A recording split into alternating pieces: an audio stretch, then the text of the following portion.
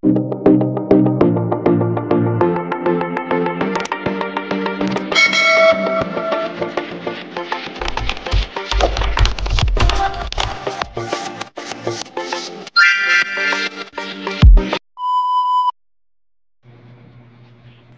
mo lamang ito at gabi-gabi siyang hindi makaayos or hindi maayos ang pagkakatulog niya dahil labis kanyang iniisip sa bawat minuto. Hello mga guys, kumusta kayo? Panibagong araw, panibagong video na naman tayo. And sa araw na ito, isa na namang video ang aking ituturo sa inyo na simpleng gabay o simpleng pamamaraan na makakatulong sa atin. At bago ang lahat, gusto ko lang mag-disclaimer sa mga taong hindi naniniwala at hindi gusto ang mga kagaya nitong video. Please skip this video and maghanap kayo ng videos na gustong-gusto nyo dahil ang video na ito ay para lamang ito sa mga taong naniniwala and gusto mag-try. Sa lahat po ng mga nagko-comment dito sa aking video dito sa loob ng aking channel, mag-ingat sa lahat ng mga nagre-reply sa inyo na dinadala kayo sa kanilang WhatsApp Imo app upang makaiwas po tayo sa scam. Ngayon ituturo ko sa inyo paano nga ba siya hindi makakatulog o paano nga ba na lagi kanyang iniisip sa gabi-gabi, yung tipong hindi niya alam ang gagawin niya dahil gusto kanyang makita o hindi niya alam ang gagawin niya dahil gusto kanyang makasama, gusto kanyang mayakap, gusto kanyang makausap.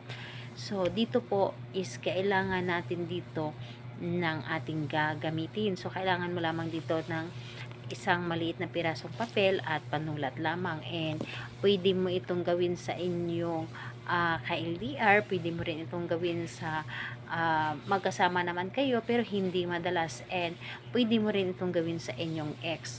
So, ayun po, kailangan mo lang din dito i-ready ang inyong sarili. Kailangan na handa ka and alam mo sa inyong sarili na gustong gusto mo itong gawin, and ayun, kailangan na naniniwala ka dito.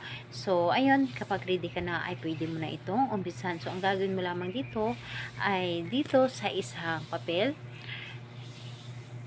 ay isulat mo lamang dito ng 3 bisis ang kanyang pangalan tulad po nito. Kailangan buo po yung pangalan niya at apelyido isulat mo dito.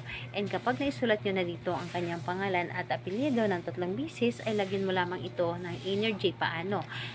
Irarab mo lamang ito dito sa inyong papel or sa inyong palad ang papel. Irarab mo lamang ito at kapag ito ay nag-init na, ito ay ilagay mo sa ilalim ng inyong unan. Iipit mo lamang ito and samahan mo ito ng isang piraso ng dahon ng laurel, dahil ang dahon ng laurel ito ay tumutulong na gumana ang ating mga ginawang ritual. So iipit mo lamang dito sa gitna ang dahon ng laurel at ilagay mo ito sa ilalim ng inyong unan. Ipaipit mo lamang ito at asahan ninyo ang taong ginawan mo nito ay 100% na hindi makakatulog sa gabi dahil ikaw ang lagi niyang iniisip dito. And ayun, maghahanap ito ng pamaraan na makausap ka or makita ka or paano ang kanyang gagawin na tawagan ka. So ayun, kung magtatanong ka kailan siya pwedeng gawin ito sa kahit anong araw at oras, basta alam mo sa inyong puso na magaan sa inyong loob na gawin ito. So kayo mismo ang makakaramdam na gusto mo siyang gawin. So ayun po, salamat po sa inyo. Bye bye everyone. God bless us all.